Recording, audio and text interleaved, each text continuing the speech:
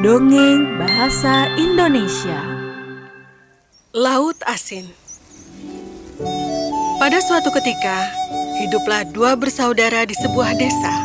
Yang sulung begitu kaya raya, sedangkan yang bungsu sangat miskin. Yang sulung akan menghabiskan banyak uang di tiap festival, ketika yang lain tidak punya apa-apa, bahkan tidak punya makanan ataupun pakaian untuk dikenakan. Keluarga si bungsu lebih sering kelaparan karena mereka tidak mempunyai uang. Suatu hari, dia memutuskan untuk meminta bantuan pada kakaknya. Kakak, anak-anakku sangat kelaparan. Mohon, pinjami aku uang. Aku akan membeli makanan untuk mereka. Kau selalu datang untuk meminta uang. Aku tidak punya apa-apa untukmu. Pergi sana. Sakit hati karena kata-katanya, si bungsu pergi dari situ. Di perjalanan pulang, dia berjumpa dengan seorang pria tua. Dia sedang membawa setumpuk kayu. Oh, tunggu dulu. Ini pasti berat. Biar ku tolong kau membawanya. Terima kasih. Ada apa, nak? Kenapa kau terlihat cemas? Aku tidak tahu harus apa. Keluargaku kelaparan dan aku tidak bisa membawakan makanan untuk mereka. Aku putus asa. Aku harus apa? Begitukah? Aku bisa menolongmu. Jika kau menolongku membawa tumpukan kayu ini ke rumah, aku akan memberimu sesuatu yang bisa membuatmu kaya.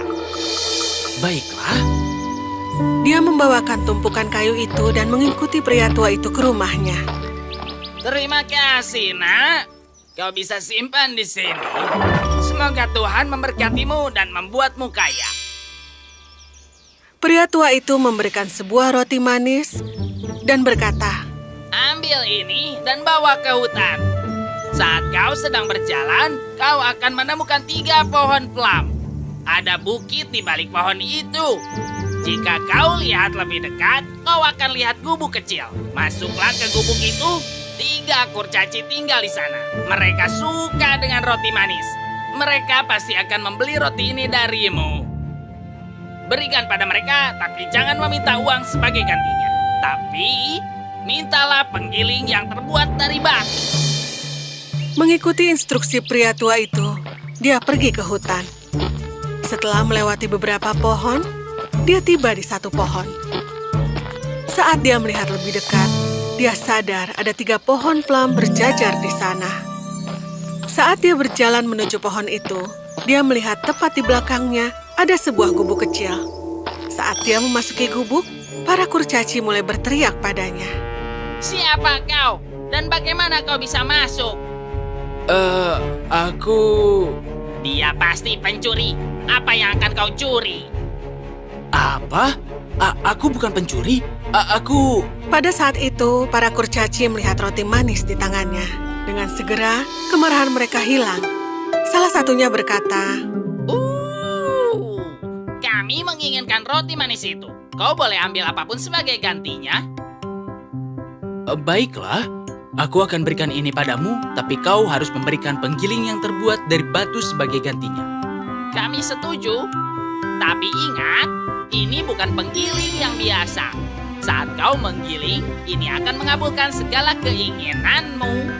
Dan saat kau selesai, tutupi dengan kain merah. Itu akan membuatnya berhenti.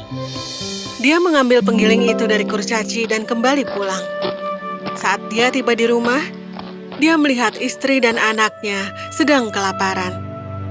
Dengan cepat, dia meminta istri untuk menyimpan kain di lantai. Lalu dia menaruh penggiling di atas kain dan mulai menggiling. Penggiling, oh penggiling, berikan aku kari penggiling. Oh penggiling, berikan aku kari. Penggiling itu mulai membuat kari. Lalu dia menutup penggiling itu dengan kain merah.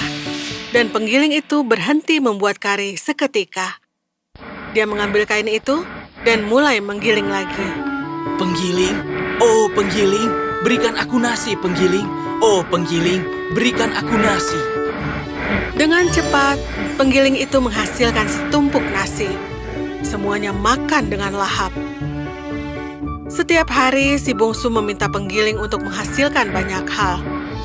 Tepung, kacang-kacangan, jawawut, dan banyak lagi. Lalu dia membawa semuanya ke pasar untuk dijual. Dengan cara ini, dia menghasilkan banyak uang. Lalu dia menjadi kaya raya. Dia membangun rumah besar untuknya dan keluarganya. Semuanya sekarang mempunyai pakaian baru. Semuanya bahagia, kecuali si sulung yang merasa iri pada keberhasilannya. Bagaimana bisa terjadi? Beberapa hari lalu dia datang untuk meminta uang. Dan sekarang dia tiba-tiba kaya.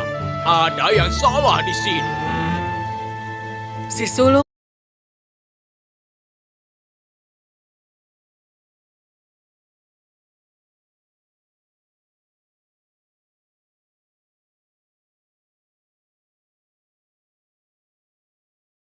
bersembunyi di rumah si bungsu untuk mencari tahu kebenarannya. Tidak butuh waktu lama untuk mencari tahu. Keesokan harinya, dia mencuri penggiling dan memutuskan untuk meninggalkan desa bersama keluarganya. Ayo, cepat pergi. Dekat dengan desa itu, ada sebuah pantai. Dia tiba di pantai dan pergi bersama keluarganya dengan perahu ke negeri yang jauh. Di perjalanan, dia memutuskan untuk mencoba penggiling itu. Penggiling? Oh, penggiling, berikan aku garam, penggiling. Oh, penggiling, berikan aku garam. Penggiling itu langsung menghasilkan garam. Tapi sekarang, si sulung tidak tahu bagaimana untuk menghentikan penggilingnya. Penggiling terus menghasilkan garam, dan perahu itu terlalu berat, lalu menenggelamkan semua orang di atasnya. Jika saja dia tidak iri dengan si bungsu, si sulung dan keluarganya juga bisa hidup bahagia. Inilah kenapa kita tidak boleh iri dan harus tetap bahagia dengan apa yang kita punya. Inilah yang terjadi kalau meminta terlalu banyak. Jangan kau bandingkan dirimu dengan temanmu dan meminta mainan baru pada orang tuamu. Atau bertengkar dengan temanmu karena dia memiliki mainan yang lebih bagus. Si sulung berbuat hal yang sama, dan kita lihat apa yang terjadi. Katakan, apa kalian akan iri pada setiap orang? Tidak akan. Kita tidak akan melakukan kesalahan itu. Tidak akan, kita tidak akan melakukan kesalahan itu.